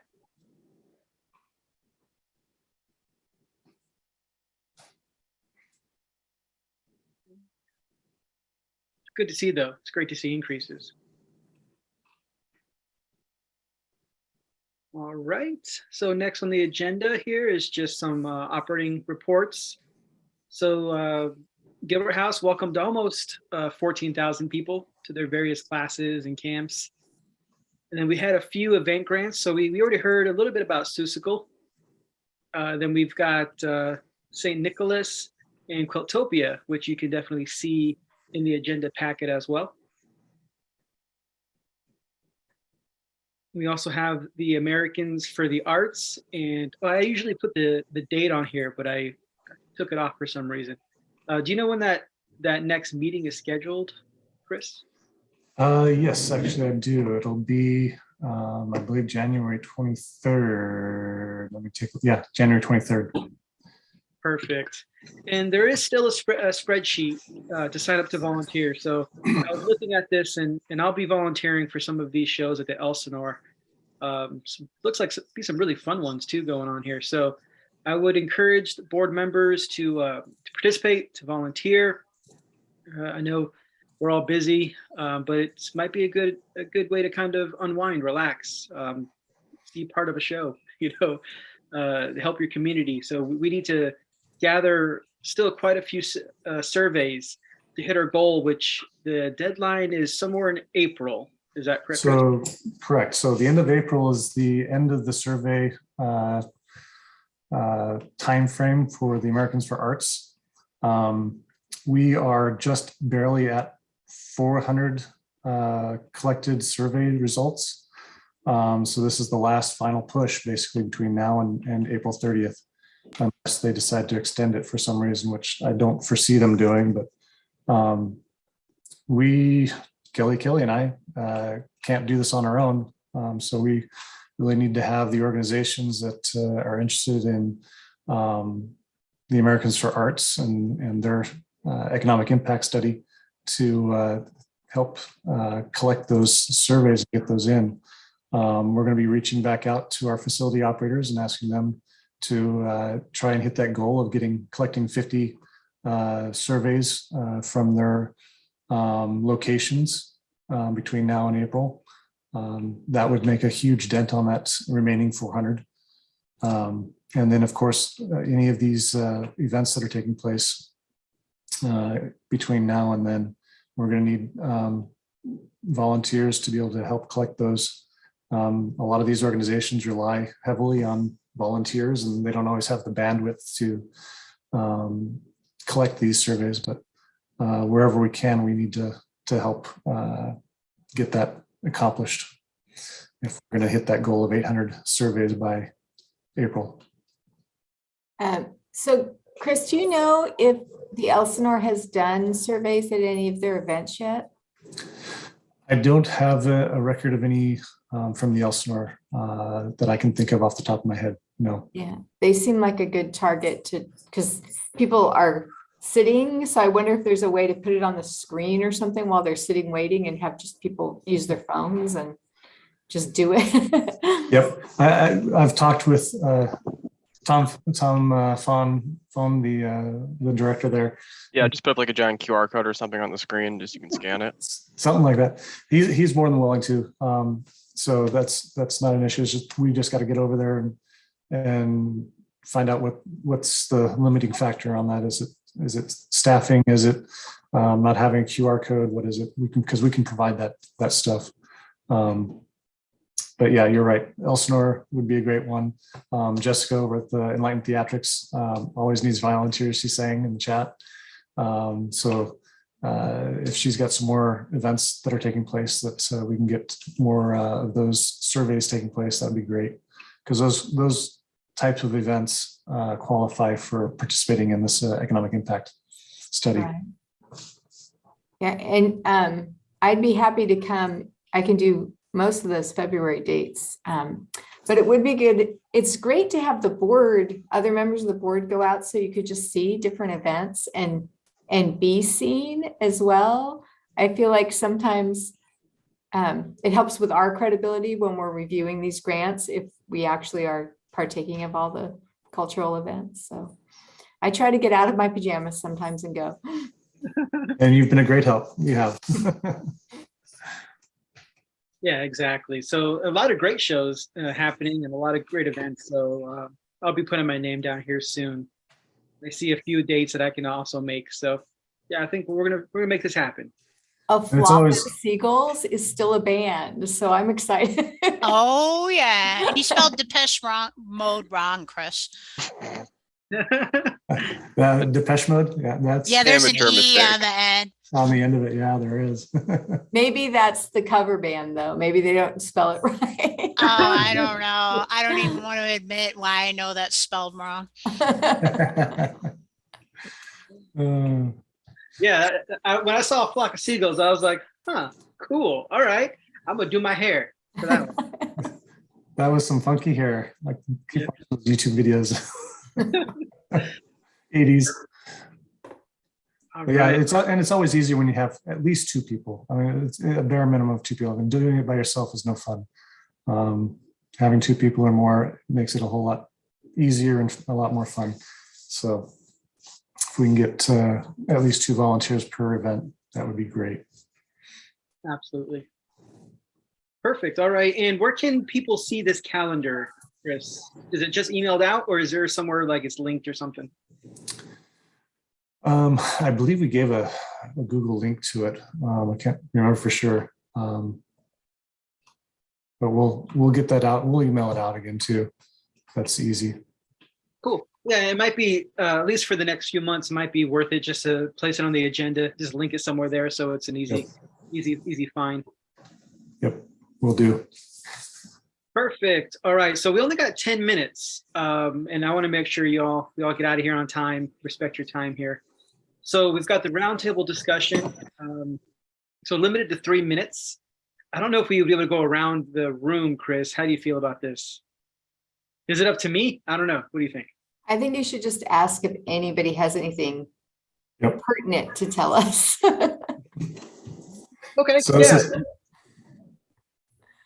I agree. So so we'll go ahead and if anyone has any events they'd like to announce, any sort of news, anything you'd like to talk about, just go ahead and raise your hand. Chris will call it out and give you the floor.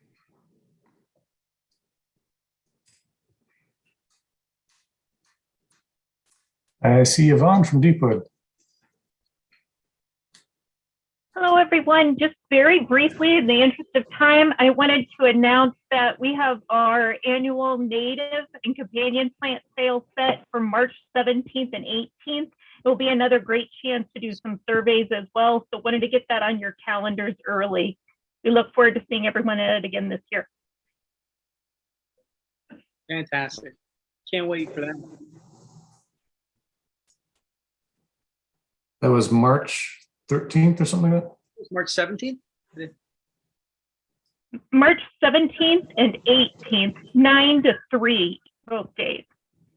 And we do the nature trails, the plant sale, ask an expert, a lot of educational programming and museum home tours. Perfect. St. Patrick's Day weekend, something like that, I think. March 17th. Yes, absolutely. It's the selling of the green. There we go. There's some marketing there. I can feel it. Anyone else have any events or anything they'd like to share about how things are going at their organizations? Upcoming events?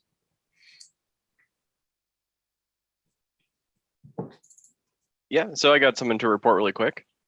Sure. Oh, so the Salem, yeah, so the Salem Health Foundation, the organization I'm part of, we're hosting a free community lecture on February 9th. We're having an aging expert named Dr. Lise Aronson, and she's going to be talking about aging and how to advocate for older adults. So I can put a link in the comments if people want to check it out. Perfect. Thank you. Yeah, one sec. Okay, there we go.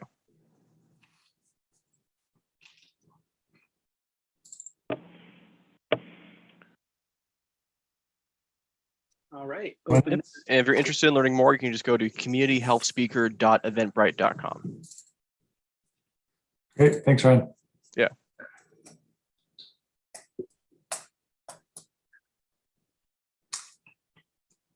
All right. Hearing none. Hearing none, we're moving on to the parking lot. So mainly just talking about future meetings. I think City Council has started meeting in person. So I don't know, Chris, is there any news for this board regarding meetings, hybrid meetings, that kind of stuff? So council met in person. They have still required Zoom access for all during that meeting.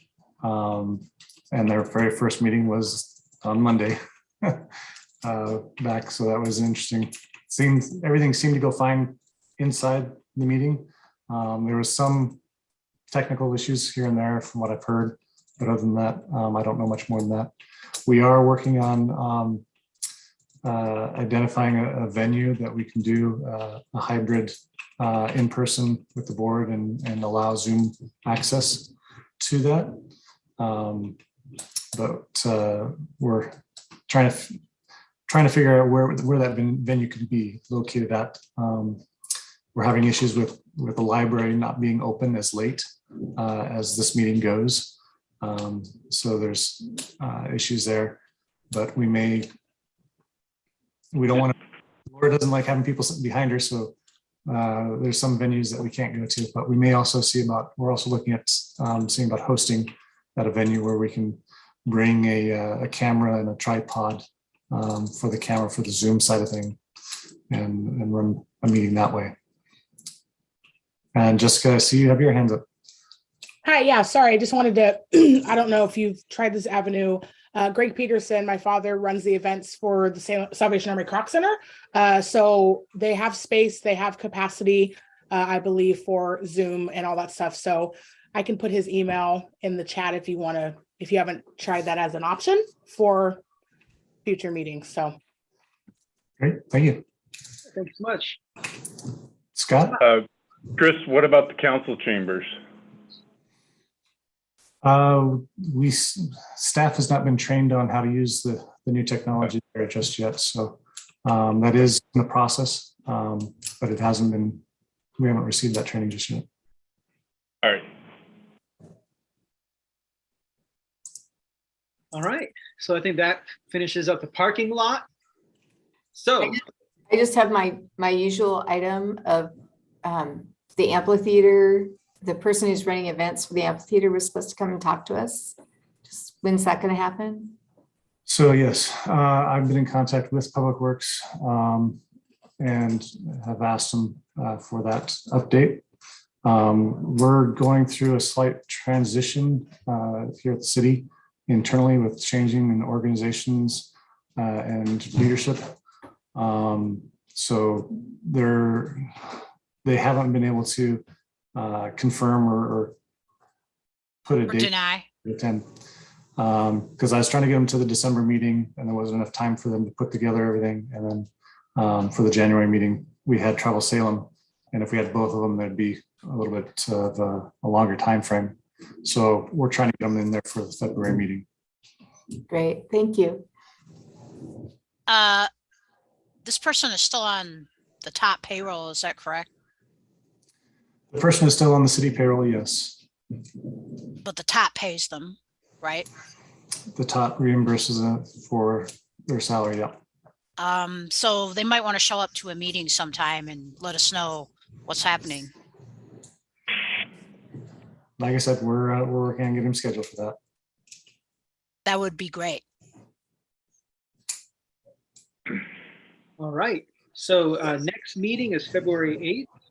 And before we adjourn, any other last comments, last questions? We got 2 minutes. Do we want to throw up that list of organizations for next meeting? Yeah, let's do it. Again? That'd be great. Hey, Chris, can you do me a favor and send me the spreadsheet? The spreadsheet, for scoring? For grant scoring. Yep, sure. And can you send me the other one for facilities too? For some reason, I can't get the spreadsheet to show up. Okay. Crazy, but I can't. All right. So go It's ahead. one spreadsheet with multiple tabs, right? Okay. Correct. Yes. Okay, great. It's a single spreadsheet, and the first tab is going to be facility operator. Okay. And Can you just send me an email with the spreadsheet, just the spreadsheet? Don't link it to SharePoint. Okay. Yeah. Yeah. Okay. I can just, Thank you. Just the spreadsheet. In Excel. Thank you very much. I can look at the grants in SharePoint, but I just don't see the spreadsheet in there. And I don't know why that is. I don't remember if I posted the spreadsheet in that share file or not. I think I just sent it out as an email, but I can send it to you anyways, regardless. Thank you. All right. So for our next meeting, the list of organizations that we'll be asking to attend are the Festival of Corral, Oregon State Capitol Foundation, Salem Main Street Association, Salem Senate Heirs, Salem Public Library Foundation, Willamette Master Chorus, Theater 333 from Willamette University, the Odyssey Collective, Sasquatch Sports, Enlace, Press Play Salem, Salem on the Edge, Kaiser Salem Youth Basketball, and Cultura Telenese. Perfect. Yeah, thanks for adding those two on there, Chris. Yep. I'll make sure I put that on the next presentation for sure. And I will email everyone out. And reminders.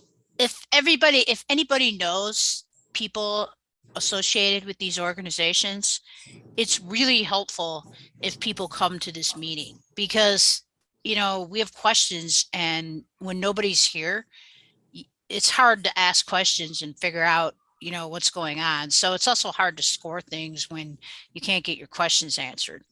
So when you don't show up and you ask for money and people have questions, it's kind of hard to make things fit together. So if you know these folks, you might want to encourage them to attend the meeting. I agree. And were they were all there for the orientation, right, Chris? Correct. Everyone's there for the orientation. Everyone was told that these are mandatory meetings and emails. I will double check and make sure that that everyone receives an email, a reminder for. And Chris, this isn't on you. I mean, this is personal responsibility. Yep. You know. And they get another chance. So they'll get another chance to be here at the February meeting. So that's the good news. Yep. All right, but we almost did it. So we got it. We almost 8 o'clock. So we are adjourned. Everyone have a great night, and we'll see you next month. Thank you, everyone. Thank you. Good night. Thanks, everyone. See ya. Thanks for your time.